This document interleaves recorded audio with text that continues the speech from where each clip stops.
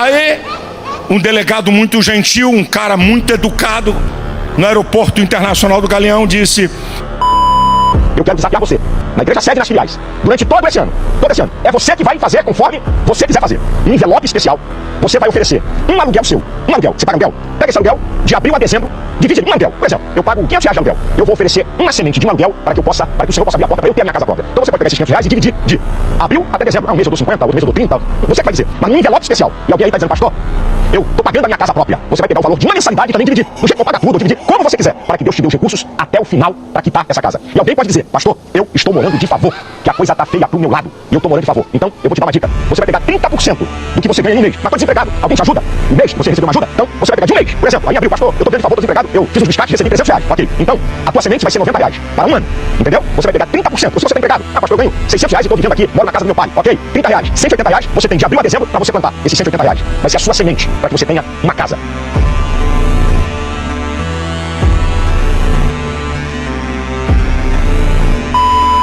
Tivemos que abrir as malas.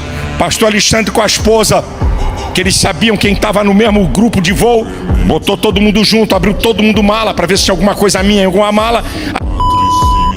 O sistema mais eficaz que eu já vi até hoje tirar oferta é esse que eu vou falar para vocês. O pastor vem dar uma palavra sobre a oferta.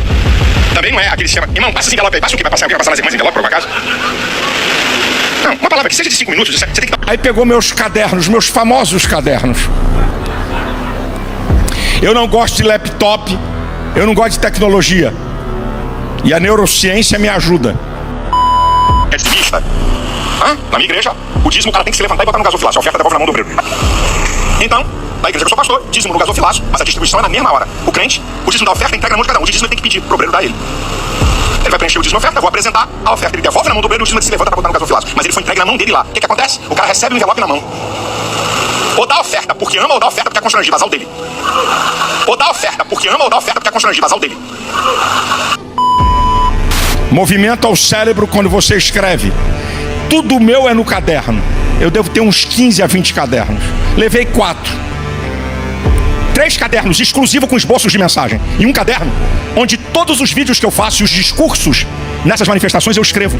O delegado federal abriu e folheou os cadernos. Quem é que toca no ungido do Senhor e fica impune? Ungido do Senhor é problema do Senhor.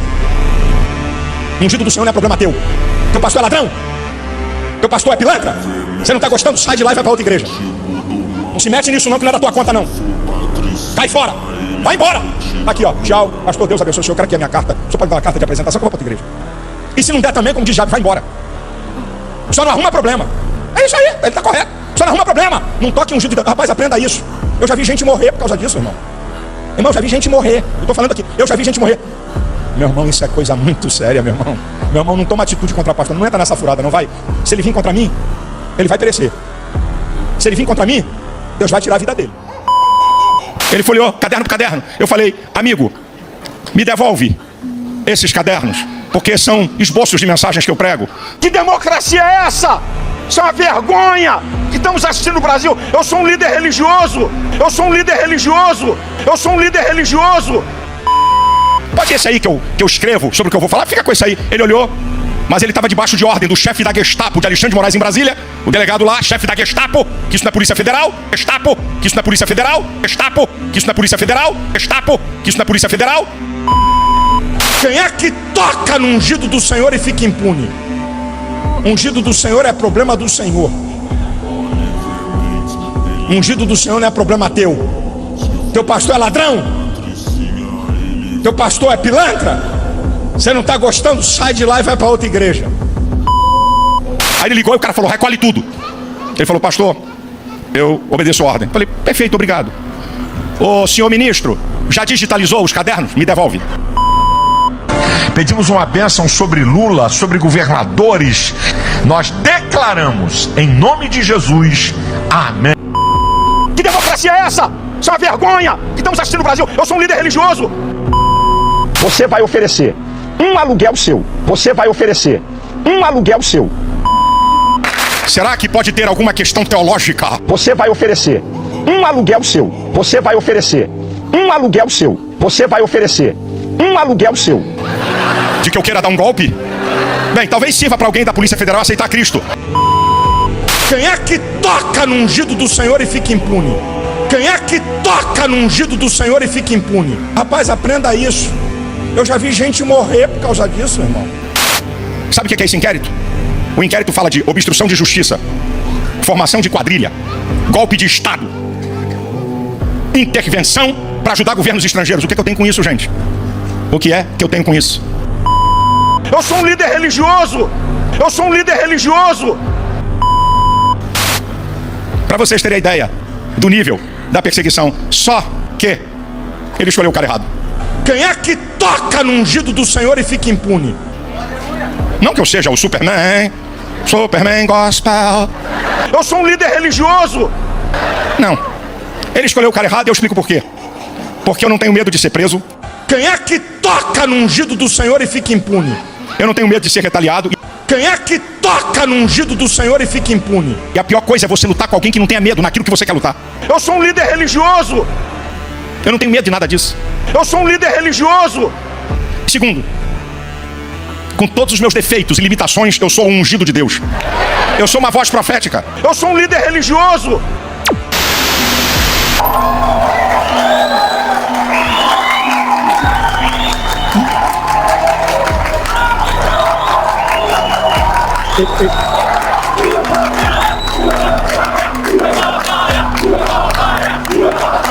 Eu gosto quando fica essa galera aqui assim, batendo palma, aplaudindo, incentivando eles, porque os caras, eles criam coragem e vão falando besteira, vão falando merda, entendeu? É assim que é maneiro, assim que é top. Aqui, ó, já se sentiu encorajado, ó, já se sentiu machão, né? Chega na frente do Xandão e fala: meu ministro. Igual o Bolsonaro fez. Vamos lá.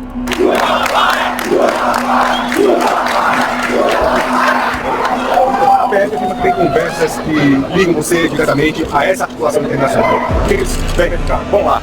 Nós estamos diante de um criminoso chamado Alexandre de Moraes, que eu venho denunciando há 4 anos em mais de 50 vídeos. Mas não foi essa a pergunta. A pergunta é: a Polícia Federal verificou que você estava articulando, junto com o Eduardo Bolsonaro, Jair Messias Bolsonaro, essas tarifas, sanções internacionais, a perda de bilhões de dólares na Bolsa de Valores brasileira, esquema lá dos americanos lá investindo bilhões na queda contra o Brasil, ganhando nesse esquema, né? Muitas empresas agora podendo comprar as empresas brasileiras baratas, muitas empresas estrangeiras comprando as empresas brasileiras de forma barata, lucrando muito em cima disso. O trabalhador brasileiro sendo demitido, empresários aí quebrando por causa disso daí, né? Então a pergunta foi X, o cara responde Y. Olha aí. Ele estabelece um crime de opinião no Estado Democrático de Direito. Onde é que você é proibido de conversar com alguém? Não, mas o crime não é crime de opinião, não é proibição de você conversar com ninguém. É que você estava articulando, já vou mostrar o áudio pra vocês, tá? Dele articulando, ele é um dos articuladores que estava incentivando essas sanções contra o Brasil. E é isso que agora ele entrou no inquérito de obstrução de justiça. Ou seja, não é por liberdade de expressão, não é por opinião, é por ele ser um dos cabeças, um dos articuladores que estava orientando a como fazer essa obstrução nas investigações. Que país é esse? Que democracia é essa? Que nação é essa, minha gente? Senhor presidente! É a nação que coloca líderes religiosos, né, como pessoas intocadas, que podem pedir aluguel aí de pessoas, né, aluguel das pessoas aí, dizendo que só vai dar revelação depois de 10 mil reais. É esse país, né? Eu vou deixar tocar um pouco mais o áudio, senão eu vou ficar travando muito aqui, né? Vamos até voltar um pouquinho aqui, ó. Ele estabelece um crime de opinião no Estado Democrático de Direito. Onde é que você é proibido de conversar com alguém? Que país é esse? Que democracia é essa? Que nação é essa, minha gente? Senhor presidente do Supremo Tribunal Federal, até onde isso vai? Senhor Barroso, senhor Gilmar Mendes, decano do STF, até onde isso vai? Senhor presidente do Senado, Davi Alcolumbre, até onde isso vai? Senhor Hugo Mota, presidente da Câmara, imprensa, até onde isso vai? Até onde vai essa covardia? Eu não tenho medo de ditadores! Eu não tenho medo! Apreender meu passaporte, eu não sou bandido! É o quê? Apreender meu passaporte, apreender meu telefone pra descobrir o quê? Ainda dei a senha, eu não tenho medo de nada! Você que dá o dízimo, olhe para si e para a sua sociedade. A instituição depende de dízimo? Não. Quem depende do dízimo é você. Você que está com problemas de saúde, problemas familiares. Você, às vezes, dá o dízimo e deixa de pagar uma conta, uma prestação, está com cartão de crédito com juros, com dívidas e tantas outras coisas. A instituição não precisa de dízimo. Quem precisa de dízimo são as pessoas. Não seria melhor, então, arrecadar o valor do dízimo e dar para uma instituição que trabalha com seres humanos, como uma creche, um asilo. Olha os nossos hospitais. O nosso governo dificilmente faz alguma coisa. Faz quando lhe apraz dentro da política. Agora, você que é fiel ao seu dízimo, já que Jesus pensou na sociedade em um todo, é isso que o cristianismo verdadeiro é e ensina, não o que existe hoje. Dizem que as pessoas vão nos megatemplos porque existe a cura. Tudo bem, a cura física e a continuidade da vida daquela pessoa, como fica? Quando você que dá o dízimo, vê o seu líder chegando num carro zero e você com um carnê desse tamanho para pagar a prestação de um carro, em vez de você dar o dízimo, por que você não solicita ao tesoureiro da denominação ajudar a pagar suas prestações? A realidade hoje é essa, isso é um fato. A Bíblia, que todos querem utilizar para defender o dízimo como algo cristão, não existe apenas para o judeu, não existe para o cristão. Mas agora estou falando para você que dá. Por que você não pega lá o seu tesoureiro para pagar o aluguel que está atrasado? Ou por que não pega o tesoureiro, a instituição, para fazer enxoval no casamento do seu filho, uma vez que você também não tem condições? Por que você não pega, já que o líder da igreja e a sua família toda está bem estruturada, por que você não solicita ao tesoureiro, a quem seja, para ajudar a pagar a faculdade dos seus filhos? Olha como vive a sociedade. Vocês sabiam que 80% dos detentos são todos ex-cristãos? Aí eu me pergunto, onde está o seu líder? Aquele que tanto você auxiliou para ele ser o que ele é?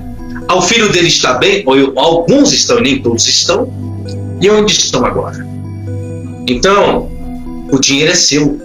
Você faz o que você quiser. Agora, só não utilize a Bíblia dizendo que ela dá amparo e respaldo para isso, que ela não dá. Deixa eu falar alguma coisa pra você. Não que você não saiba. Eu não tenho essa pretensão de falar algo que você não saiba. Mas talvez alguma coisa como experiência que eu tenho pra te ajudar sobre um assunto tremendamente bíblico. Poderosamente bíblico. E que a gente até confunde. Tem gente que pensa que dízimo e oferta é uma regra. Não. Dízimo e oferta não é regra, é um princípio.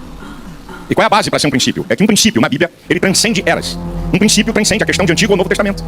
Um princípio é fundamento, é base. Então, dízimo e oferta na Bíblia não é uma regra, é um princípio. Eu muitas vezes falei na igreja, não, porque dízimo e oferta é uma regra da Bíblia, do viver cristão. É um princípio. E a prova é que é um princípio que dízimo e oferta é antes da lei. Tudo que vocês sabem, só estou lembrando, por favor. Abraão deu dízimo de tudo, a Melquisedeque. Então, antes da lei, na lei e na graça. Então, se algo está antes da lei, na lei e na graça, não é uma regra, é um princípio. Mas aqui vai apenas um conselho, que com o seu dinheiro você pode fazer coisas melhores para você. Ou seja, quantas vezes você deixou de viajar porque não tinha condições? Quantos casamentos ficaram desestruturados por questões financeiras? E você sempre pensou no quê? No dízimo. Vamos olhar hoje? Olha para a mídia. Olha para a mídia. Hoje você vê grandes líderes, não é isso? Olha para você agora. E quem é que fez isso com os líderes? Quem fez isso com os líderes? Você. Agora, por que você não faz para si mesmo? Tenha seu carro zero, tenha sua melhor alimentação, tenha aquela casa que tanto você almeja. Mas como? Trabalhando, lutando e investindo em você mesmo. Mas eu estou investindo na igreja porque é o reino de Deus. Só que o reino de Deus, segundo Jesus, está dentro de cada um de nós. O reino de Deus não é terra, o reino de Deus são pessoas. Sabe quando você investe no reino de Deus? Não é dando dinheiro para templo, não. É quando você ama o seu próximo, ajuda o seu próximo, que esse é o primeiro mandamento, segundo o judaísmo, e o mandamento que Jesus deu continuidade. Amar a Deus sobre todas as coisas e o próximo como a si mesmo. Amar a Deus não é dar dinheiro para Deus, que Deus não precisa de dinheiro. Quem precisa de dinheiro é você e a sociedade. Então, você ama o seu próximo, pega o seu dinheiro e ajuda. Aí eu lhe pergunto, qual é a instituição hoje que ajuda uma sociedade? Me apresente uma. Nenhuma ajuda. O Macedo tem 5 bilhões, aí o Malafaia 300 milhões, o padre Marcelo Rossi 30 milhões, o Fábio de Mello 30 milhões. Por que eles não estão dando pro pobre? Por que eles eles não estão dando pra obra de Deus, né? Por que não estão ajudando a viúva, o necessitado, as pessoas que a Bíblia ensina e o próprio Jesus ensina a ajudar? Tem alguma coisa errada aí. E eu sou um ateu, tô ensinando o cristianismo pra cristãos? Eu tô errado no que eu tô falando? E o dinheiro não era pra você acumular e pra você ajudar as pessoas? E eles não pregam isso nas igrejas dele, que você tem que ajudar os outros? Só que o ajudar deles na obra de Deus é você tirar do pobre pra dar pra eles ficarem milionários, pra eles gastarem aqui com resorts, com mansões, com carros do ano, roupa de luxo. Você já viu quanto que é um relógio que esses caras usam, cara? É o preço da minha casa. Nenhuma instituição que eu me refiro cristã, porque você encontra espíritas ajudando, o kardecismo fazendo obras sociais e gente metendo o pau neles. Vai lá ver o dízimo agora. Vai ver o dízimo. Então, faça um bom uso do seu dinheiro. Mas não esqueça, se você é cristão, ajude o seu próximo. Sabe por quê? Porque a sua instituição não ajuda e você é testemunha disso. Então, presta atenção. Quando você tem na igreja pessoas bem de vida e que não dão dízimos e ofertas, e que anos e anos construíram riqueza ou uma vida muito boa sem dar dízimo e oferta, o que está na mente, o que nós chamamos de inconsciente coletivo desses caras, dessas pessoas? Bem, eu tenho bens, eu tenho grana, nunca dei dízimo, porque eu vou dar dízimo agora? Ele não fala a nível do consciente, mas fala na mente dele. Eu nunca dei dízimo, eu nunca dei oferta e estou bem de vida. Mas isso é um mau exemplo para outros, porque o outro está vendo que esse cara está bem de vida e não é dizimista. Então por que também, se eu ficar bem de vida, eu vou dar dízimo? Então você tem que responder a isso que está no inconsciente dessa turma. E eu cito na igreja uma coisa para provar e para quebrar essa mentalidade. Eu faço uma pergunta a você. Nós estamos no Brasil. Alguém aqui é sujeito às leis americanas? Sim ou não? Ok? Mas se você for morar na América, você está sujeito às leis americanas? Sim ou não? Ok? Se um americano vir morar no Brasil, ele está sujeito às leis do Brasil? Sim ou não? Ok, perfeito. Só tem gente inteligente. Então aqui é que está a chave. O camarada nasce bilionário, vive bilionário, morre bilionário, não perde nada. Tem o princípio da Bíblia do Salmo 115, versículo 16. Os céus são céus do Senhor. A terra ele deu aos filhos dos homens. Não diz que ele deu aos filhos de Deus. A terra daí para ser conquistada por cachorrão, safado, adúltero, que se prostitui, vagabundo, imoral. A terra daí para ser conquistada por qualquer um. Os céus são céus do Senhor. A terra ele deu aos filhos dos homens. Então qualquer pessoa pode conquistar riqueza. Isso aqui é um dado importante. Qualquer um pode conquistar riqueza. Então o ímpio nasce bilionário, vive bilionário e morre bilionário. Vai pro inferno. Não perde nada. Não tem nenhum gafanhoto comendo os bens dele. Porque ele não está sujeito ao princípio e às leis do reino. Quando você participa do reino, você está sujeito às leis daquele reino. Então, quando um crente que participa do reino de Deus não é dizimista e não é ofertante, ele está sujeito, como diz Malaquias 3, 9, 8, 9 e 10. Ele está sujeito a um gafanhoto comer as suas finanças. Escute o que eu vou dizer. O dízimo, ou uma doação, ou qualquer outra bênção que ela receba ali em valores ou em espécie, ela não pega isso para fazer, vamos entender depois, um ato melhor, sei lá, ajudar uma instituição de caridade, nada, uma rapaz, igreja, deixa eu explicar um como hospital. é que funciona. O que você tem que entender? Esses 10% dessas ofertas, se tudo que a igreja ganha fosse aplicado para obras sociais, para as 33 milhões de pessoas que estão na extrema miséria, na pobreza, passando fome hoje no Brasil, não teria fome, pobreza e miséria no Brasil, porque tem uma igreja em cada esquina arrecadando isso. Eles pegam esses 10%, esses 10% muitas vezes não ficam com aquele pastor daquela igrejinha, vai para uma sede, quero ver alguém falar que eu tô mentindo em relação a isso, vai para uma sede onde essa sede, os líderes de lá vão distribuir entre a liderança, entre o topo da pirâmide. Quando vão fazer campanha para ajudar um pobre, geralmente é vamos arrecadar 1 quilo de alimento, vamos arrecadar roupa, mas é fora a parte desses 10%, fora a parte dessas ofertas. Às vezes tem até uma campanha, às vezes eles fazem os funcionários, os fiéis, fazerem brechó, comida, lanche, tudo para arrecadar dinheiro, para ir com esse dinheiro ajudar, mas esse dinheiro é uma merreca, é uma fração do que esses caras acumulam, do que eles ganham e que poderiam de fato ser usados para fazer a verdadeira boa ação. Eu sou pastor há mais de 40 anos, tem outros aqui mais antigos do que eu, e eu já conheço a história. Posso perguntar aqui, tem o pastor Paulo, tem o pastor Jabes, que são pastores antigos. Eu conheço gente no mundo evangélico que nunca deu dízimo, sempre foi rico, não aconteceu nada com ele, mas Deus apanhou a geração dele. Outros, ricos, nunca deram dízimo e oferta, e Deus pegou eles em vida ainda. Eu tô vendo aqui fotografias de pessoas na minha mente. Gente rica que você diz assim, esse não tem jeito de quebrar. Viveu como rico, mas os filhos não tem nada. Porque, meu irmão, não tente adaptar a Bíblia pra ninguém. Sou eu e você que temos que nos adaptar à palavra.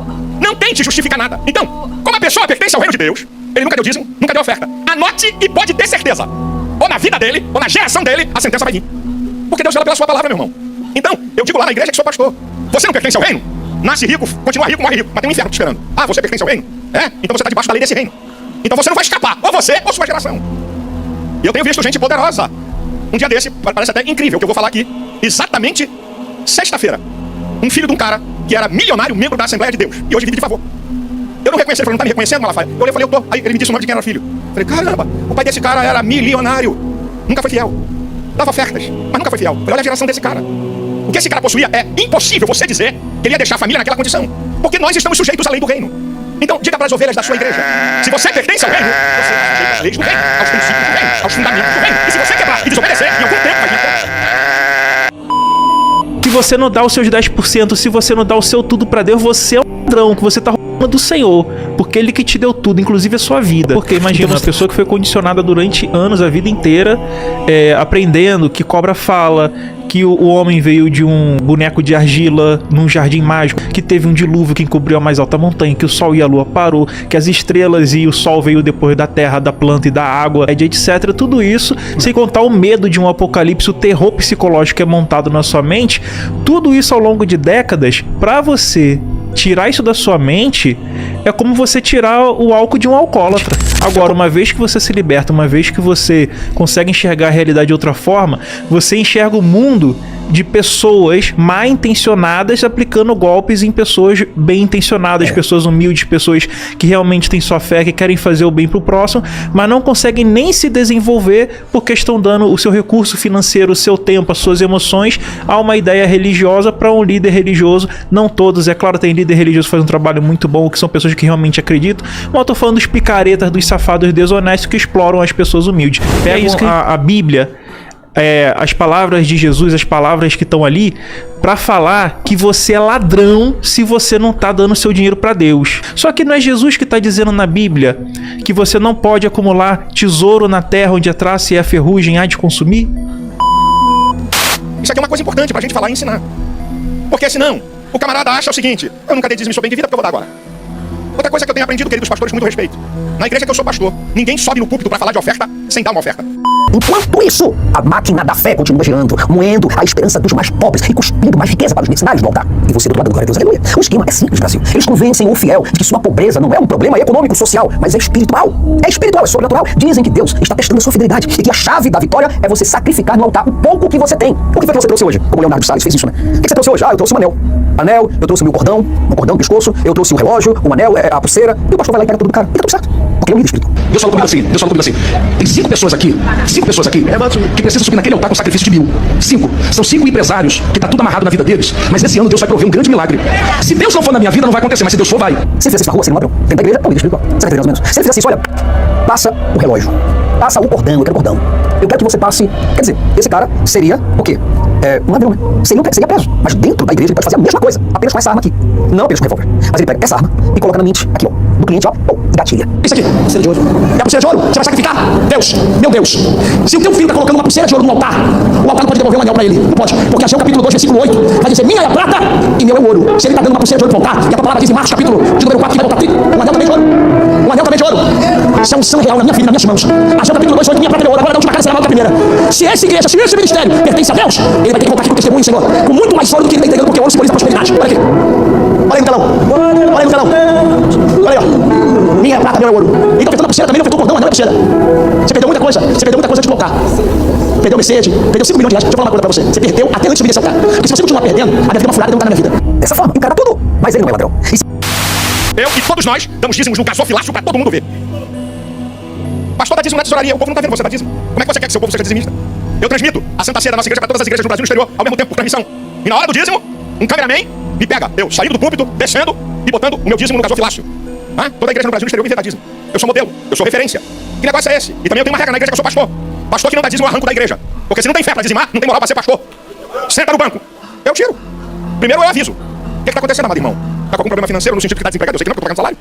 E qual é a desculpa? Que no sistema não aparece você como dizimista. Eu não fico olhando o dízimo de ovelhas. Eu não controlo o dízimo de ovelhas. Eu não quero ser contaminado por quem ganha bem ou quem ganha menos. Não é da minha alçada. Mas de pastor, eu não dou moleza. Porque nós somos referência. E se você não der esse exemplo, vai falar o quê? Vai falar bonito? E daí? Enquanto essas pessoas se esforçam em cima do púlpito, enquanto o pastor ganha o dinheiro, porque esse pastor está ganhando o dinheiro dele, mas talvez as ovelhas não. Esses obreiros não. Estão fazendo isso tudo pela obra de Deus, acreditando realmente que o Silas Malafaia é um ser iluminado, alguém que realmente veio para trazer a palavra de Deus para essas pessoas, não um empresário da fé. Mas enquanto isso, o Silas Malafaia está abrindo igreja em cima de igreja, em tudo quanto é tipo de bairro, em tudo quanto é tipo de esquina, e chuvas e mais chuvas de empresa com o nome de igrejas, levando o nome do Silas Malafaia. Pelo menos até 2022, 2023 agora, são 138 igrejas meses. Veja, segundo os cálculos da própria ADVEC, são mais de 50 mil vidas alcançadas somente em 2022. Imagina o que você faz com 50 mil clientes que entram na tua igreja. Quantas se fidelizam? Quantas ficam? Quantas estão com você? Quantas ajudam? Quantas apoiam? Quantas tiram o 13º, tiram os 10%, ou tiram o FGTS? Quantas senhorinhas de idade estão tirando os seus valores para dar para a igreja? No entanto, Brasil, a família Malafaia lucra milhões e milhões por ano por cada vida que ela alcança, por cada pessoa que ela batiza, fideliza e marca com o seu brasão, o brasão da ADVEC. A família Malafaia gerencia todas essas filiais espalhadas em toda a parte do Brasil e Portugal também, principalmente no Rio de Janeiro, um reduto da malandragem. O Silas Malafaia Júnior, por exemplo, é o filho do chefe da organização e somente ele tem uma igreja para si, uma empresa, na verdade, um lugar que o pai deu para ele, um espaço, uma organização que o pai deu para ele administrar e fazer a vida dele. Porque afinal de contas, que adianta você ter gado se você pode ter gente em forma de gado? Eles vivem da fé dos outros, Brasil. Eles dependem da miséria mental dos cidadãos. Eles mexem na carência de cada um e vendem, sim, é isso mesmo. Eles vendem para esses pobres desgraçados uma esperança e um mundo de ilusão e ficção. Um mundo esse que a família Malafaia não vive. Simplesmente, essa família poderosa se esconde por trás dos muros fortificados e de carros de luxo, carros blindados, se esconde por trás de seguranças fortemente armados com armas de 9mm e até mesmo fuzil. Enquanto isso, Brasil, essas pessoas, esses obreiros, esses trabalhadores trabalham de dia, tarde, noite e estão em cada culto, cada um dos cultos, em todos os horários de funcionamento, trabalhando gratuitamente para eles, seja na recepção, seja no púlpito, seja em qualquer lugar dentro da igreja, de forma direta ou indireta. Enquanto isso, o empresário Silas Malafaia se dando bem e luxando pelo Brasil e pelo mundo.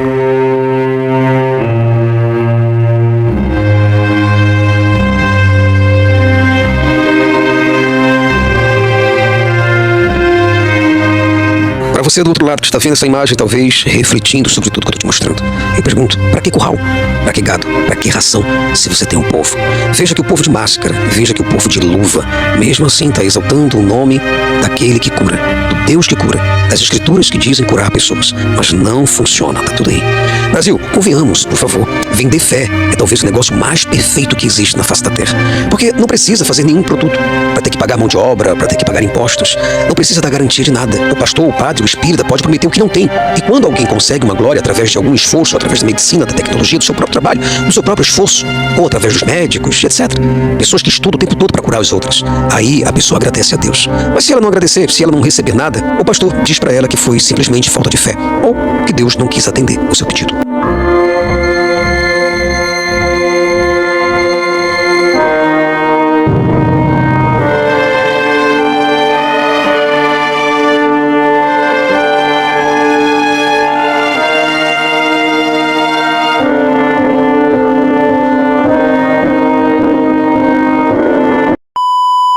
Aprendi sobre o ato de ofertar e dizimar quando eu falo. Eu jamais mexo nas emoções do povo. Aprendi com Davi. Outra coisa que eu aprendi sobre o ato de ofertar e dizimar quando eu falo. Eu jamais mexo nas emoções do povo. Aprendi com Davi. Outra coisa que eu aprendi sobre o ato de ofertar e dizimar quando eu falo. Eu jamais mexo nas emoções do povo. Aprendi com Davi. Eu quero desafiar você. Na igreja sede nas filiais. Durante todo esse ano. É você que vai fazer conforme você quiser fazer. Um envelope especial.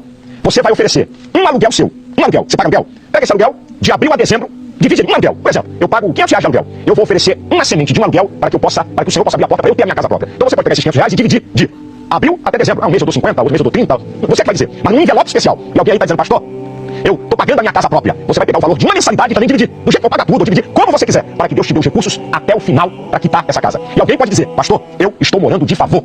Que a coisa tá feia pro meu lado. E eu tô morando de favor. Então, eu vou te dar uma dica. Você vai pegar 30% do que você ganha em um mês. Mas tô desempregado. Alguém te ajuda? Um mês, você recebeu uma ajuda? Então, você vai pegar de um mês. Por exemplo, aí abriu, pastor, eu tô vendo de favor, tô desempregado. Eu fiz uns biscates e recebi R$300. Ok. Então, a tua semente vai ser R$90 para um ano. Entendeu? Você vai pegar 30%. Ou se você tá empregado, pastor, eu ganho R$600 e tô vivendo aqui, moro na casa do meu pai. Ok. R$30. R$180 você tem de abril a dezembro para você plantar. Esses R$180 vai ser a sua semente para que você tenha uma casa. Na verdade, eu nunca cobrei pra pregar. Nunca, na minha vida. Eu ofereceram grana. Eu nunca mais tinha. Toda a minha pregação, eu tinha que fazer curso da oferta, porque isso daqui nunca cobrei. Eu nunca fui hipócrita, eu faço muito mais tempo que fazer. Quem falava pra vocês, os pastores, né? Sou, vai ter uma campanha aqui, hein? Sou bem pregar, vou. Então, já ministra a oferta aí. Pastor, a única coisa que eu faço é ministrar a oferta. Ministrar a oferta é você pegar a Bíblia e pegar uma passagem e fazer as pessoas tirar dinheiro do bolso e colocar em cima do altar. É manipular a mente das pessoas. E poder pra isso, poder pra isso todo mundo faz. Dá um exemplo assim.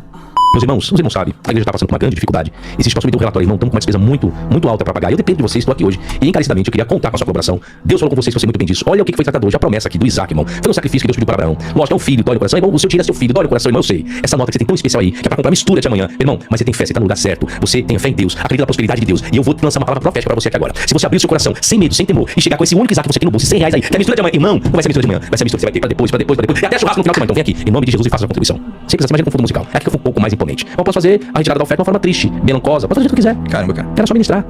Os dois eles têm muito o poder da comunicação, né? Tem a oratória. Então o que acontece? Eles treinam isso? A prática, né? Imagina você pregando todo dia. Eu pregava quase todo dia. Esse aqui é o bispo Bruno Leonardo desfilando com suas malas de grife, saindo de sua mansão cinematográfica para mais uma de suas viagens. Em minutos, este homem, este pastor, esse fiel de Deus, ele estará a bordo do seu helicóptero milionário, sobrevoando a cidade como um rei, observando o seu reino. E lá embaixo, Brasil, o povo que sustenta esse império de luxo está esmagado pela miséria, vive em barracos podres, com geladeiras vazias e dívidas que nunca acabam. O carne é mais que vencedor, que graças a Deus, não faz só a vencedora que Deus quer e pode. E outra coisa, outro brinde que vem aqui, viu?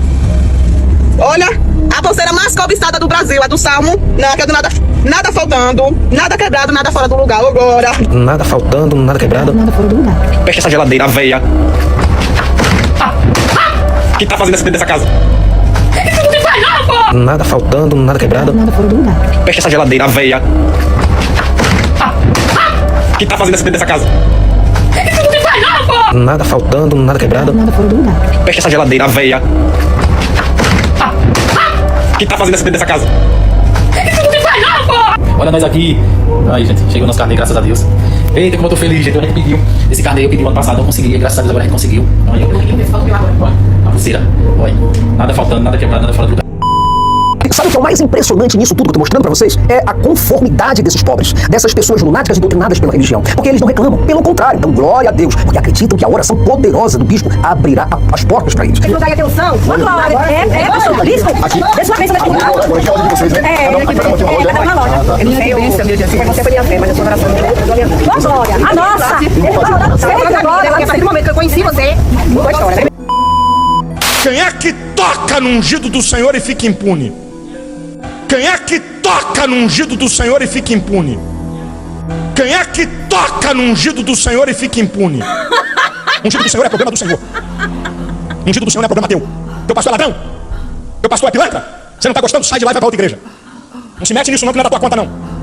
Vai fora, vai embora. Tá aqui ó, tchau, pastor, Deus abençoe o senhor, quero aqui a minha carta. Só pode dar uma carta de apresentação para outra igreja.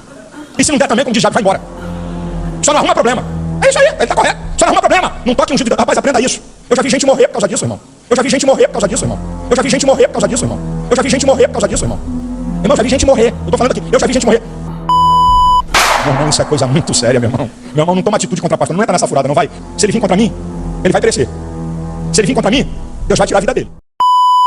Eu espero muita crítica pra você, cara. Nós estamos dentro de um ambiente que é um ambiente político e um ambiente extremamente religioso. E os dois poderes querem transformar toda a sociedade em zumbis. Acredita você nisso ou não? É exatamente isso. Querem transformar pessoas em zumbis. Então fica o Planalto Central de um lado e a religião de outra. Você entende? Sabe aquele 11 lá em Brasília? É só você olhar lá, na Praça dos Três Poderes. Você olha, tem um prédio, dois prédios, onde fica o Senado do lado e o Congresso do outro. Esses dois prédios, um olhando para o outro, controlando tudo que existe. Então o que controla hoje o nosso Brasil não é o discernimento, não é a crítica, não é a ciência, não é a produção e método científico, mas é amém e glória a Deus. Só isso e nada mais. O Brasil é maravilhoso, lindo. O Brasil é maravilhoso na sua biosfera, sabe, nas suas atividades, a dinâmica da geografia, da geologia no Brasil é maravilhosa.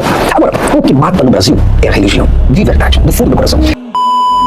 Você tem uma máfia muito grande a respeito disso. Você forma a diretoria. Se eu sou um pastor presidente, eu vou colocar ao meu lado pessoas que eu possa confiar e sabe aquilo que eu farei. Eu não vou colocar um Zé Ruela pra estar fazendo muita coisa atrás dos panos e tá me entregando. Isso acontece muito. Mas acontece muito quando? Quando o pastor vai lá e não tá ajudando mais o camarada, né? O camarada tá vendo só o pastor tá recebendo, só o pastor tá recebendo, só o pastor tá recebendo, não. Eu vi se tá recebendo, não. E o tesouro tá recebendo? Também não. Ah, então, faz um docezinho e joga no ventilador. É o que mais tem. Ou seja, a chapa, né? Monta-se a chapa, a cúpula. Então você vai concorrer à cúpula. Então você monta a sua cúpula pra concorrer à chapa. Hoje nas igrejas é assim, você monta a chapa pra concorrer à presidência do ministério. Porque hoje a igreja não é apenas o templo. Eu vou do movimento da Assembleia de Deus. A Assembleia de Deus não do Ministério do Bem, não é só o templo.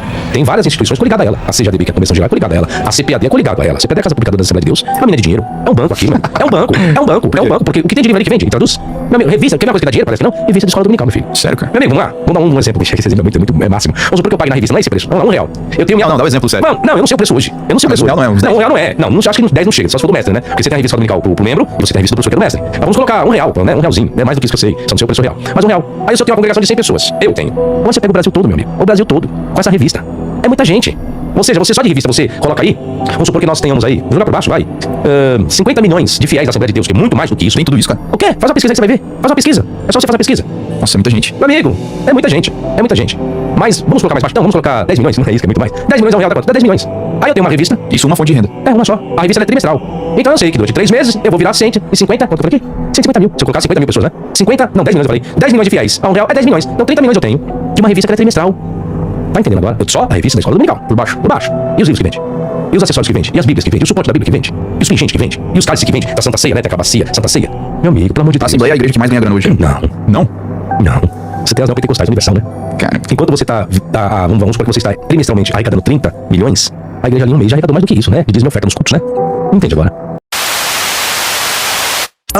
Muito antes de eu iniciar o vídeo de hoje, eu gostaria que você do outro lado, por gentileza, por favor, abrisse os seus olhos, abrisse bem os seus ouvidos e ampliasse o seu senso crítico para o que esse senhor de 88 anos tem a dizer para todos nós. Veja esse vídeo aí.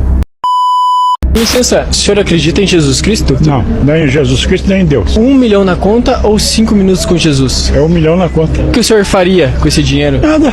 Nada? Deus é bom pro Edir Macedo, Silas Malafaia, o R.R. Soares. Deus é bom pra eles, porque Deus faz o otário levar dinheiro pra eles. O senhor nunca teve religião? Eu já tive quando era pequeno, mas é tudo mentiroso, tudo mentira. A igreja é uma mentira. Você já pegou na mão de Deus? Não. Pegou na mão de Jesus Cristo? Não. O senhor só acredita vendo? Só acredito vendo. Qual a idade do senhor? 88. 88 anos? Estou cansado de ver sacanagem. Ladrão, vagabundo, safado, vivendo numa boa. O que o senhor acha do dízimo? Eu acho que a pessoa deixa a geladeira dela vazia e leva dinheiro para esses caras. Deixa de comer, deixa de comprar um pastel pro filho. Nem que seja um pouquinho do salário? Nem um pouquinho. Você não pode cobrar nada do que vem de graça para você. O senhor acha que todas as religiões fazem isso? Todas elas tinham que, inclusive, pagar imposto, porque eu acho uma puta de uma sacanagem. Você tá entendendo como é que é? Ah, porque se eu apresentar um projeto contra a Igreja Católica, eu perco os votos do católico. Então são tudo filhos. E um conselho pro jovem, o que o senhor diria? Não seja burro. Agora que você do outro lado viu esse vídeo que aconteceu aqui no Brasil, vamos conversar francamente sobre esse abuso da religião contra os pobres. Eu particularmente concordo plenamente no que esse senhor acabou de dizer, mas eu gostaria que você do outro lado dissesse nos comentários se você concorda ou discorda dele. Faz o seguinte, fica comigo, porque logo após a nossa abertura eu volto e te conto e te mostro tudo, inclusive a minha poderosa crítica sobre esse assunto, mas logo após a nossa abertura. No pacto do medo, o sangue que corre não é o de Cristo, é o do povo que deixa de comer para sustentar a luxúria desses mercenários da fé. É assim que começa o verdadeiro filme de terror da vida real. Um palco iluminado, microfone na mão e um pastor milionário exigindo que pobres entreguem o dízimo, como se a salvação pudesse ser comprada com boleto. Eu preciso com urgência de 7 mil pessoas com R$1.000. Portanto, eu preciso de 7 milhões de reais.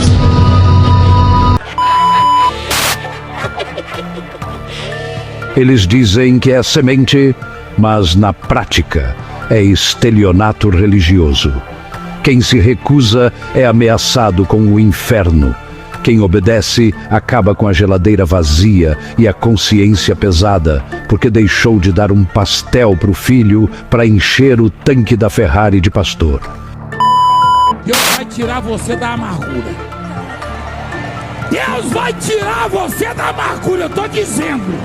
Eu estou dizendo em nome de Jesus Cristo.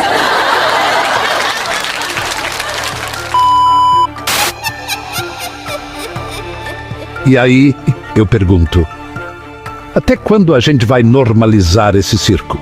No Código Penal brasileiro existe crime de estelionato, existe crime de abuso da fé popular, existe crime de charlatanismo.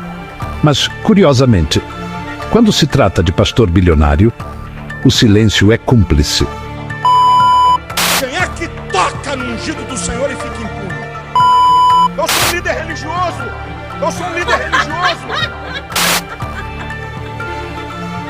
A Constituição fala em liberdade religiosa, mas também fala em isonomia.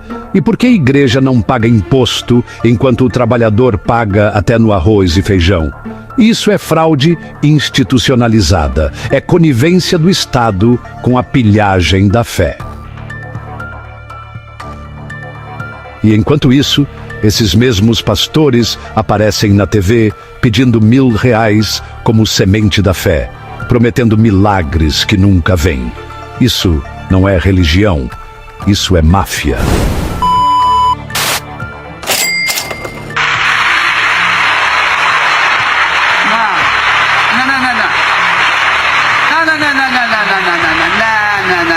Eu não creio que o Espírito Santo queira palmas. Palmas, palmas, palmas, palmas. Ele quer que você nos ajude a pagar as nossas contas. Amém? Ele quer que você bata a mão em bolso, bolso, bolso, bolso, bolso, bolso.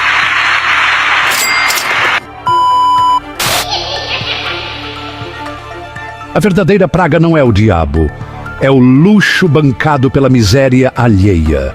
E é sobre esse escândalo que o Jason Ferrer vai trazer agora, sem filtro, sem medo e sem rabo preso. Então se prepara, porque a polêmica que vem aí vai expor a podridão que os púlpitos tentam esconder. Não pula, porque no final a gente volta para descer ainda mais o pau nessa cambada de sem vergonha que vive às custas da inocência do povo. Esse mês, principalmente, até o último dia desse mês, estou chamando empresários, comerciantes, lojistas, que façam investimento de 10 mil, de 5, de 2, de 1.000, de 500, de 300, 200, de 100. E todo o povo, né, a massa, vem investir a do carnezinho aqui. Isso aí é investimento, isso aí é uma oferta estadual. E devolver o dízimo fielmente, tá bom?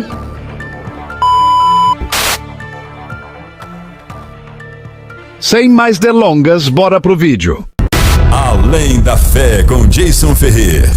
América, estamos de volta e como sempre é uma honra muito grande poder contar com a sua presença.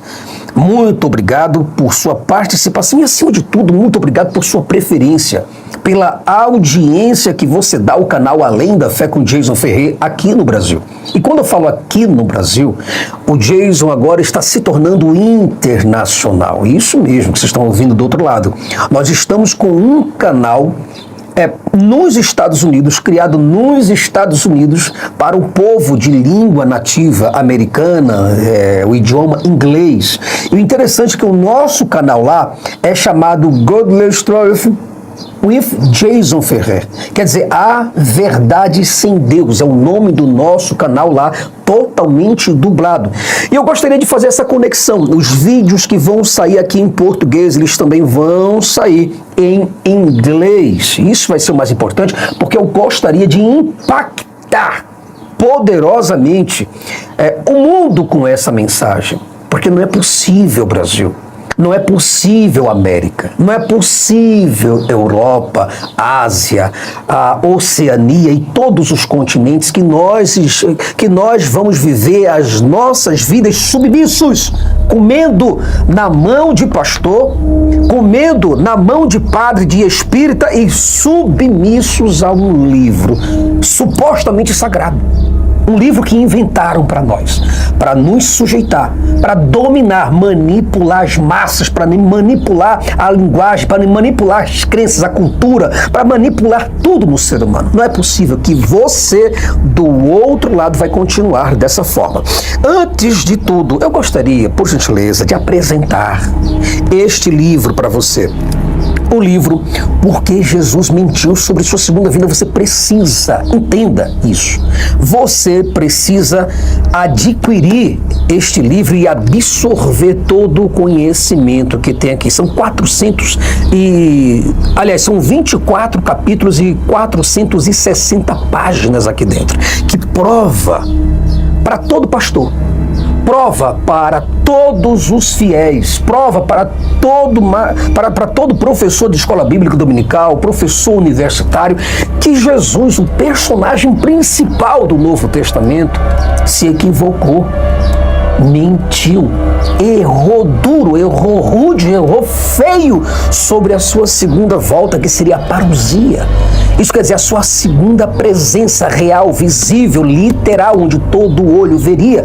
E isso não aconteceu. E muitas pessoas ainda estão acreditando que Jesus estava falando para uma geração do futuro. Por favor, os pastores estão pegando este livro, coisa que você muitas vezes não lê, não observa o texto com texto, e entender tudo isso, entender esta Bíblia dentro de uma interpretação histórico-gramatical, para que você possa entender o que de fato está escrito aqui, Brasil, América, todo mundo. Vocês precisam ter este livro, porque Jesus mentiu sobre sua segunda vida. Mas, Jason, se eu trouxer um livro desse aqui para minha casa, na época muitas pessoas disseram para mim, Jason, eu gostaria muito, cara, de ter seu livro, mas se eu trouxer esse livro para minha casa, minha esposa, minha mãe, meu pai, sabe, meu esposo, vão virar o Satanás aqui dentro de casa.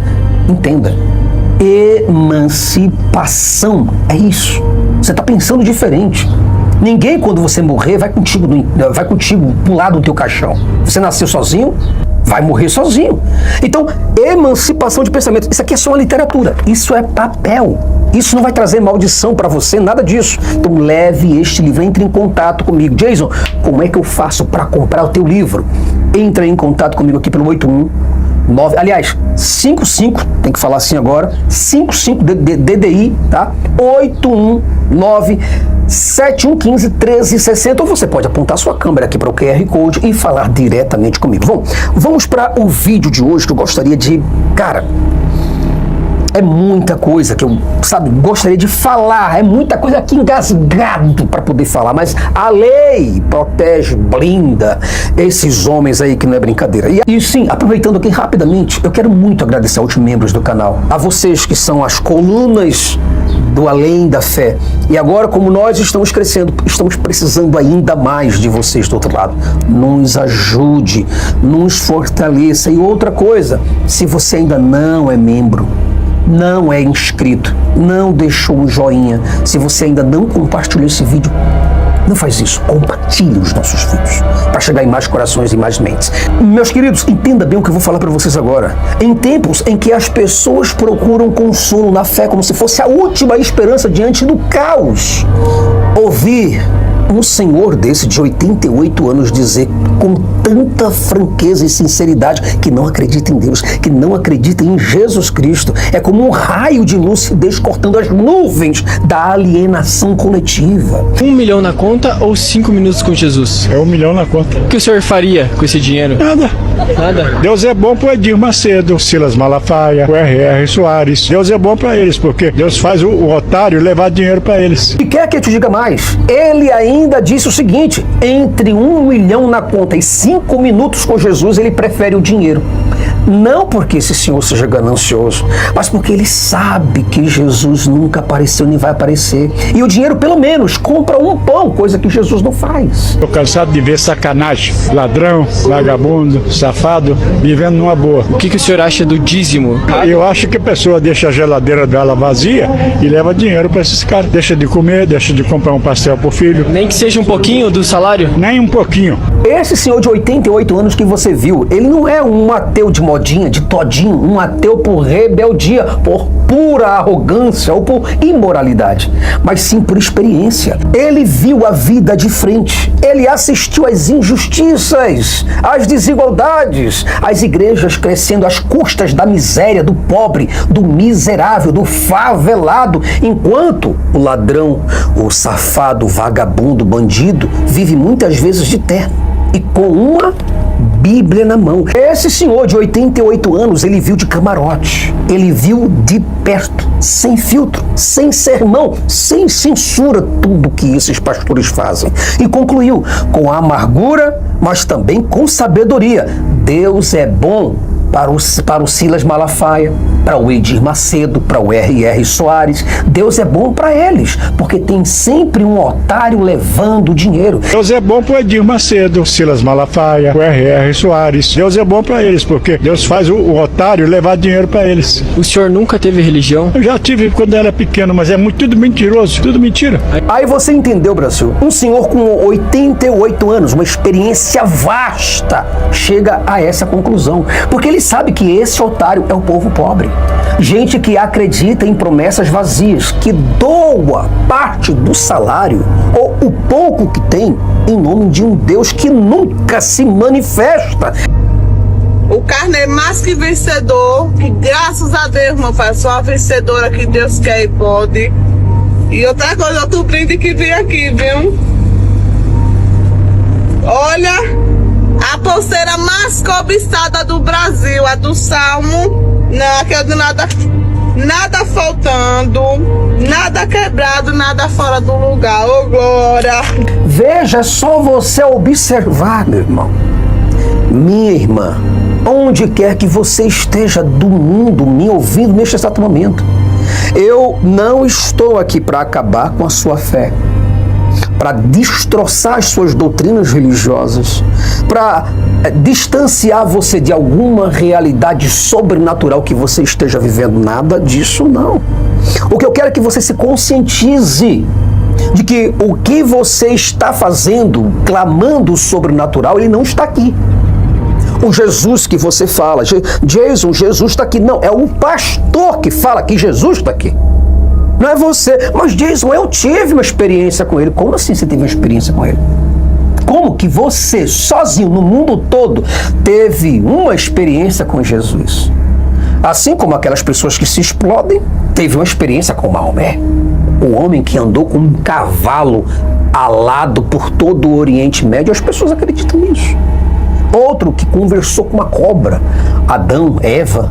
Um que conversou com um jumento, como Balaão, por exemplo. E você acredita em tudo isso. Um cara que passou 3 dias e 3 noites no ventre de um peixe, rodando os oceanos por aí afora. E você acredita nisso simplesmente porque o teu pastor, porque o teu padre, o espírita preferido que você tem, falou isso para você.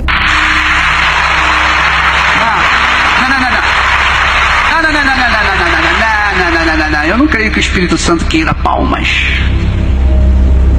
Ele quer que você nos ajude a pagar as nossas contas. Amém?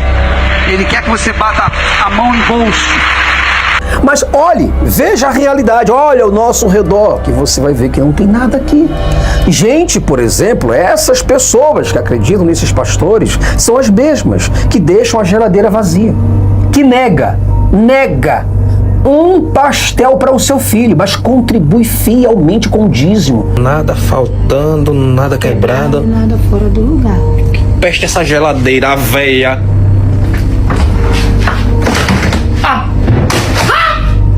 Que tá fazendo dentro dessa casa?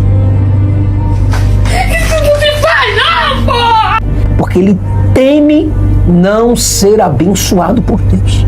Porque ele aprendeu a temer o inferno, a temer a um Deus que não está aqui. E acreditar que a pobreza que ele tem é um teste de fé.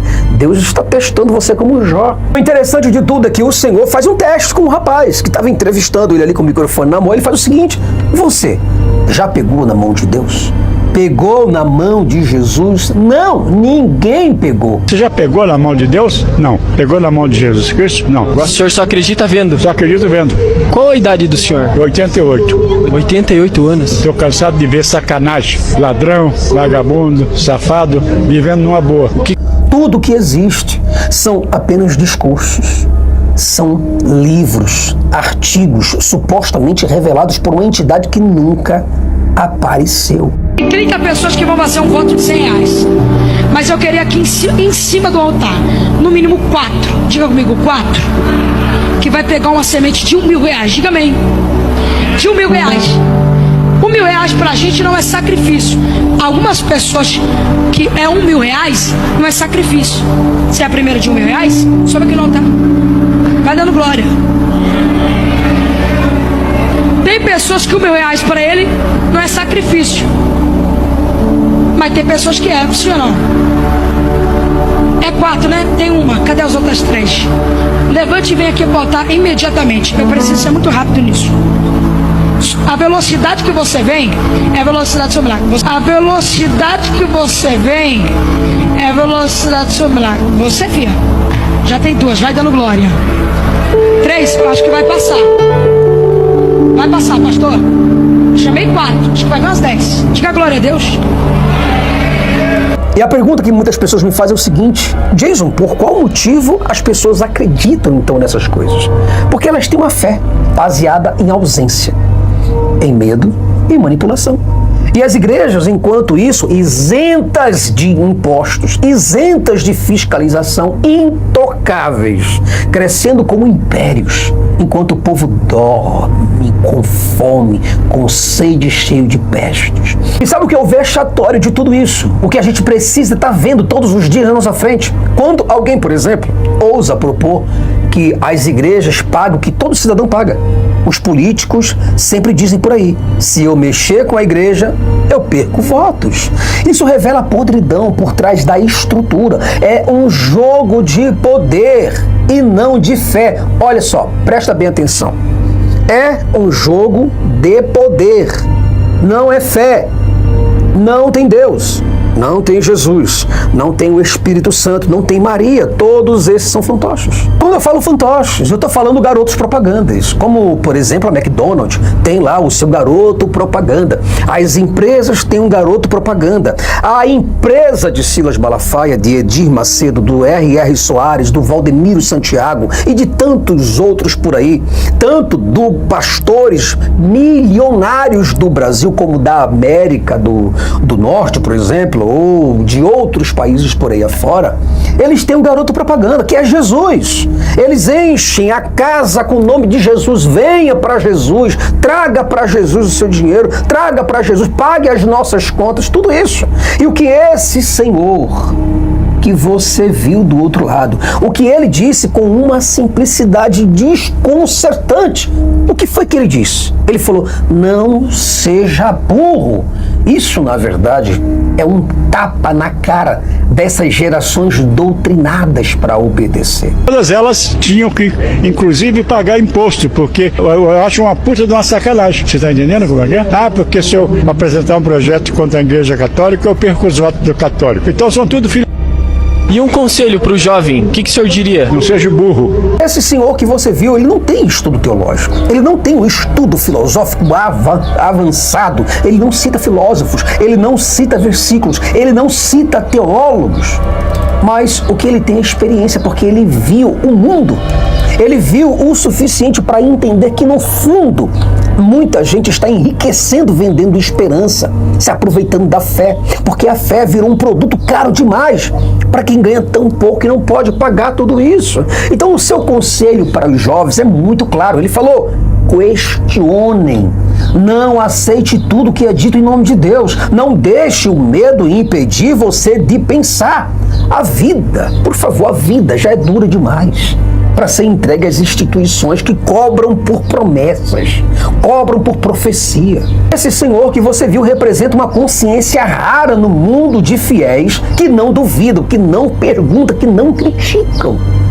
E sua fala é por si só um manifesto, um alerta para que paremos de entregar nossa dignidade a quem promete o céu, enquanto vive no total e pleno luxo. América, chegamos ao fim de mais um vídeo e eu espero muito de todo o meu coração que você do outro lado tenha entendido perfeitamente o que eu estou dizendo para você. Aqui no Brasil não tá fácil.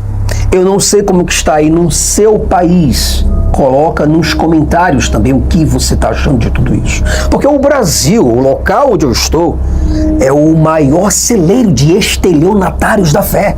Onde tudo quanto é tipo de religião e de gente safada vieram, se instalaram aqui e ficaram simplesmente bilionários com o dinheiro dos nossos miseráveis. Veja que nós temos, ó, só pra você ter uma ideia, nós temos a Igreja Católica Apostólica Romana, que não nasceu no Brasil, nasceu em Roma, na Itália. Nós temos aqui predominantemente a Assembleia de Deus, que nasceu nos Estados Unidos. Nós temos a Igreja Batista, que veio da Inglaterra e também dos Estados Unidos. A Congregação Cristã do Brasil, que não nasceu aqui, nasceu nos Estados Unidos, em Chicago. A Igreja Presbiteriana do Brasil veio dos Estados Unidos. A Igreja Adventista do Sétimo Dia, dos Estados Unidos. As Testemunhas de Jeová, dos Estados Unidos. A Igreja Messiânica Mundial, lá do Japão. A Igreja de Jesus Cristo do Santo dos Últimos Dias, a Igreja dos Mormons, vieram também dos Estados Unidos. O Espiritismo Kardecista veio da França, com Allan Kardec. O Candomblé veio da África Ocidental. O Seichunoye veio do Japão. O islamismo, sunismo, como também o xiismo, da Arábia Saudita, do Oriente Médio. O budismo, que nós temos aqui no Brasil, veio da Índia. A Igreja Ortodoxa, tanto a russa como a grega, vieram do Império Bizantino, lá na Rússia. O zoroastrismo veio da Pérsia, que atualmente é o Irã. E quer dizer, o que nós temos aqui? Apenas fiéis para se disporem a acreditar nos deuses das outras religiões e das outras nações. O próprio Deus que nós temos aqui, Tupã, não damos crédito. O nosso idioma oficial que nós temos aqui, esquecemos, não damos crédito e até mesmo rimos do idioma quando ouvimos o original dele. Então quer dizer, o que é que nós temos aqui finalmente? Um povo acreditando em deuses que não pertencem à nossa nação, não pertencem à nossa cultura. Acreditando em Jesus loiro, muitas pessoas colocam Jesus lá na sala, um Jesus loiro, francês, europeu, seja lá como for. Quer dizer, acreditando em tudo que as pessoas falam. Para com isso. Para com isso, olha para a tua situação, veja que isso não é prova de Deus. Isso que você está passando não é uma aprovação divina. Não existe nenhum ser divino olhando para você e dizendo, olha, Maria, José, Joaquim, João, fulano e Beltrano vai passar por isso, por aquilo, outro, mas no finalzinho eu vou dar bênção para ele. Não, isso é papo de pastor safado, de gente da altíssima periculosidade, querendo o teu dinheiro. Toma cuidado com esses miseráveis. Forte abraço para você e eu espero muito te ver no próximo vídeo. Até lá.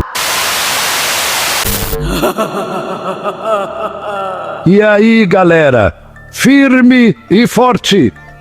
Antes de mais nada, obrigado de coração a todos vocês que ficaram até aqui, que tiveram paciência, coragem e, olha, estômago para aguentar tudo o que foi mostrado. Eu sei que não é fácil ver tanta podridão sendo escancarada, mas é necessário. Então, parabéns a você que ficou, porque isso aqui não é só entretenimento. Isso aqui é sobrevivência, é luta pela consciência e pela dignidade. O que o Jason Ferrer trouxe nesse vídeo não é invenção, não é exagero, não é teoria da conspiração, é a realidade nua e crua. Ele mostrou pastores milionários explorando a fé, transformando a miséria do povo em lucro, trocando esperança por boleto. Mostrou o teatro religioso, onde cada lágrima de fiel vira gasolina de jatinho, cada dízimo vira pulseira de ouro, cada promessa de milagre vira mansão em condomínio fechado. E tudo isso com uma cara lavada, ainda dizendo que é obra de Deus. A denúncia é clara. Esses líderes religiosos são mercenários da fé, estelionatários de terno e gravata, blindados por uma Bíblia que nunca passou de um manual de manipulação. E Jason fez questão de expor isso, de mostrar que Jesus prometeu voltar e não voltou, que o Novo Testamento não passa de um conto mal escrito e que essa suposta palavra de Deus serve apenas como instrumento de controle. E é isso que eu quero esfregar na cara dos crentes, dos evangélicos, dos católicos, de todo esse povinho que ainda tem coragem de defender esses vagabundos. Vocês não percebem que a religião é o verdadeiro câncer que corrói o Brasil. Vocês não veem que enquanto vocês choram no altar, o pastor ri no cofre. Vocês não percebem que estão defendendo uma quadrilha, que estão aplaudindo ladrões? A cada real que vocês dão, um filho de vocês fica sem pão. A cada nota de 100 que vocês depositam no envelope, um bilionário da fé compra mais um apartamento de luxo. E vocês seguem ajoelhados, acreditando em promessa vazia, defendendo uma Bíblia que não salvou ninguém, não alimentou ninguém, não curou ninguém. Acordem! A Bíblia não é palavra de Deus, é palavra de homens interesseiros, usada por séculos para dominar, matar, escravizar e enriquecer. And, well, that's exactly what Jason showed so masterfully. That, honestly, no religion has anything to do with true faith, but rather with power, politics, and money. What really exists is, manipulation, fraud, and a crowd of zombies defending their own enslavement. Folks, now is the time for us to be clear and direct. Enough. Seriously, enough. What we saw in Jason's video just can't be treated as if it's normal, as if it's just a matter of faith. This isn't faith, this is crime. This isn't religion, this is institutionalized fraud. Isso não é culto.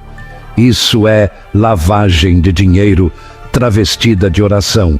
E eu falo aqui com indignação, porque não é possível que um país inteiro veja isso acontecer todos os dias, na televisão, nas redes sociais, no rádio, e continue calado, passivo, como se fosse parte da vida.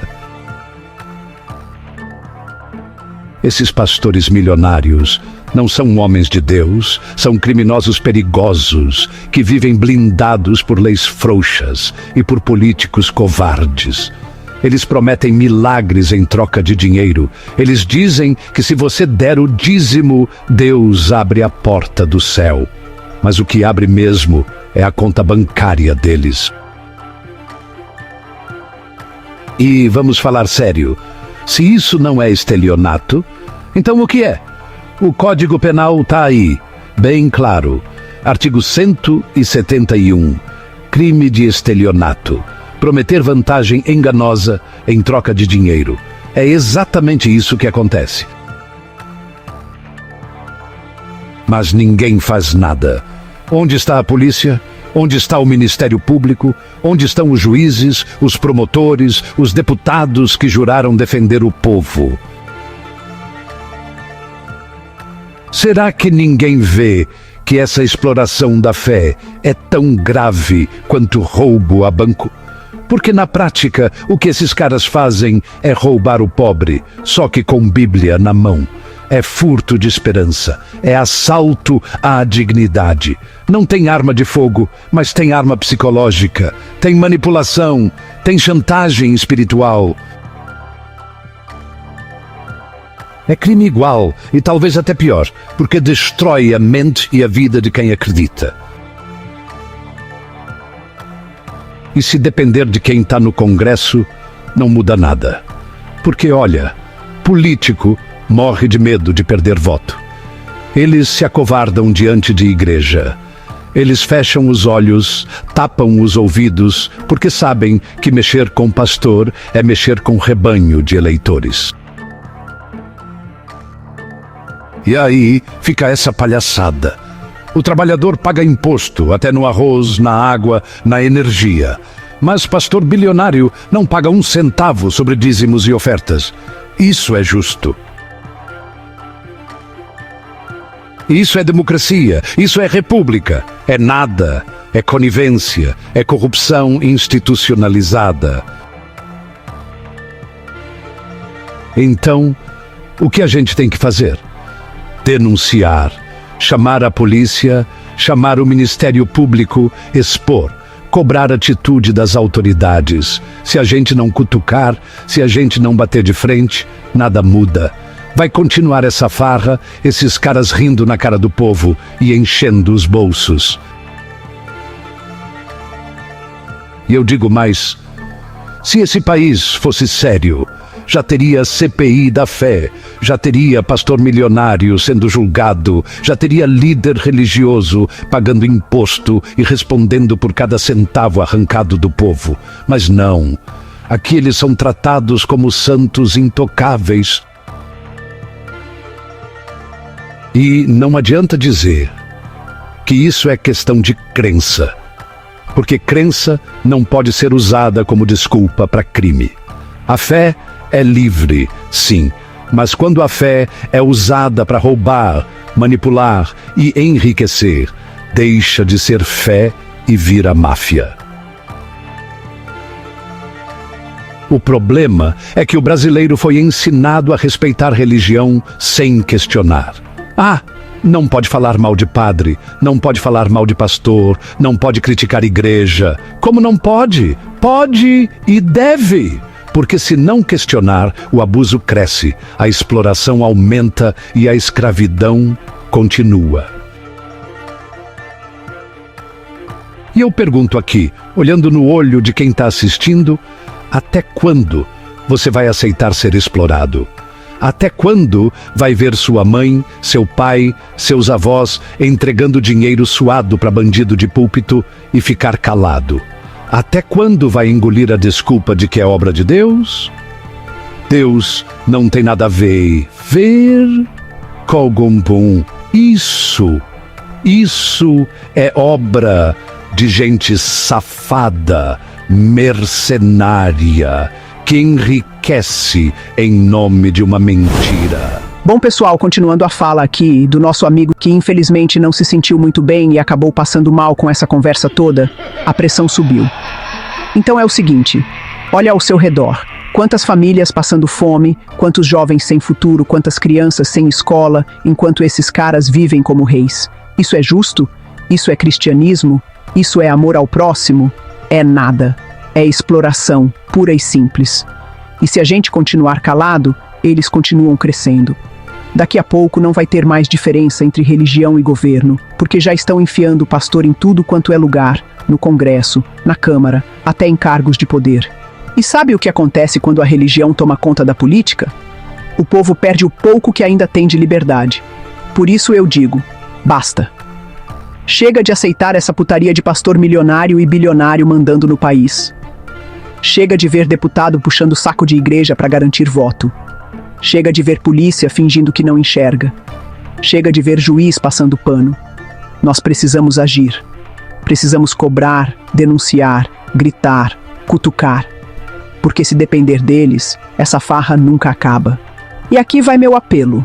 Que cada um de vocês que assistiu esse vídeo compartilhe, denuncie, fale, discuta. Que cada um seja uma voz contra essa máfia. Não é só questão de opinião, é questão de justiça. A religião virou a maior indústria de exploração do Brasil, e quem cala consente. Então eu pergunto, vamos continuar sendo um país de otários? Vamos continuar deixando ladrão de terno e Bíblia comandar nossa vida? Ou vamos levantar a cabeça, encarar de frente e dizer chega? Eu digo chega, eu digo basta. Porque o Brasil não aguenta mais ser refém de pastor safado que vive da miséria alheia. O que a gente precisa é de coragem. Coragem para questionar, coragem para denunciar, coragem para enfrentar. E é isso que eu deixo para vocês. Não aceitem, não se calem, não engulam. Essa gente não merece respeito, merece cadeia. Meus amigos, se vocês chegaram até aqui, eu só tenho a agradecer de verdade. Obrigado por aguentarem firme. Obrigado por terem coragem de encarar essa realidade dura e suja que a gente expôs hoje. Eu sei que dói, eu sei que é revoltante, mas é necessário. Porque se a gente não fala, ninguém fala. Se a gente não denuncia, ninguém denuncia. Agora, eu faço um pedido direto. Compartilha esse vídeo. Não guarda só pra você não.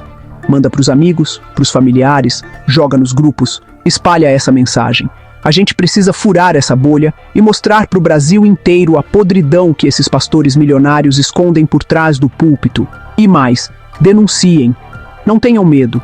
Se você conhece alguém que está sendo explorado, se você viu abuso, se você presenciou o pastor pedindo dinheiro em troca de promessa, chama a polícia, chama o Ministério Público, abre ocorrência, faz barulho. Só assim essa corja vai sentir a pressão. E eu deixo aqui meu recado para as autoridades, deputados, senadores, juízes, promotores, polícia. Cadê vocês? Até quando vão fingir que não enxergam? Até quando o povo vai pagar imposto até no feijão enquanto o pastor bilionário não paga nada? Até quando o crime vai ser chamado de fé? A hora é agora. O Brasil precisa despertar. O povo precisa acordar. A gente não pode mais ser escravo de Bíblia, de pastor, de padre, de religião nenhuma. Esse país não vai para frente enquanto a fé for usada como arma de manipulação. Então, mais uma vez, obrigado a todos que ficaram até aqui. Se inscrevam no canal, ativem o sininho, deixem o like e principalmente compartilhem. Vamos fazer essa mensagem ecoar. Vamos abrir os olhos do povo. Porque enquanto eles usam o medo do inferno para encher os bolsos, a gente usa a verdade para abrir os olhos. E a verdade é uma só. Religião é a maior mentira já contada à humanidade. E chegou a hora de dizer basta. Forte abraço e até o próximo vídeo. E se eu te disser que eu consigo provar que a religião cristã é uma fraude e que Jesus mentiu duramente e descaradamente para os seus discípulos sobre o seu segundo retorno, sobre a sua segunda vinda? O que você pensaria?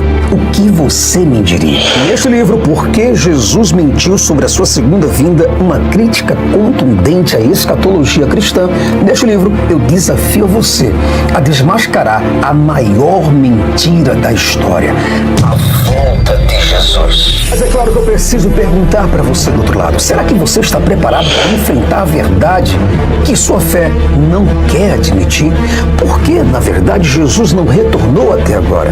Descubra o segredo escondido por séculos neste livro. O que a Bíblia esconde sobre a segunda vinda de Jesus? Agora, neste livro, você está prestes a descobrir a verdade chocante. Talvez você até me pergunte, Jason, mas será que de fato e de verdade Jesus mentiu sobre a sua segunda vinda?